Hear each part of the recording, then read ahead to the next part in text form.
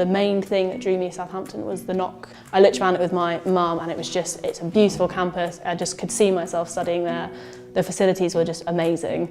We did sort of test practicals and that kind of thing, and it was just great. I just really enjoyed the atmosphere and the space. It's quite a small community, so only the sort of earth sciences study there. The library's beautiful, it's over 3 floors. Because it's quite a small community, you get to know everyone that you pass every day. The cafe's great, the food's amazing.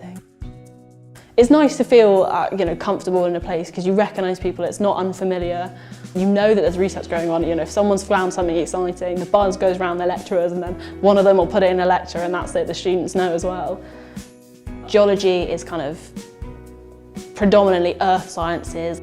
It's a very wide-ranging subject. You study from volcanoes to earthquakes to oil to environmental issues such as, nuclear waste and disposal and that kind of thing. So it's really, geology encompasses a very wide range of earth science aspects, looking at the physical earth around you.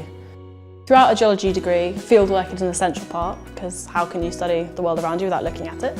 If a trip is compulsory, so on a core module, it will be funded by the university, you just have to buy your own food.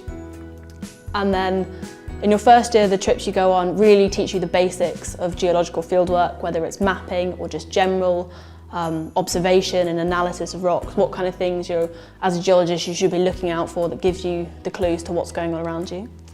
And then as you progress through your degree, you get to go on more and more exciting trips. So my favourite trip was the Tenerife trip, which you take in 3rd year as part of a volcanics module. And you spend the week looking at all kinds of volcanic deposits.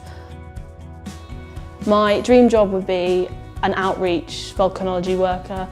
You can study so much with geology. Lots of people, obviously, when you think geology, lots of people think oil industry, but it covers environmental jobs as well. I know people that have gone into looking at cleaning up nuclear waste and other environmental problems.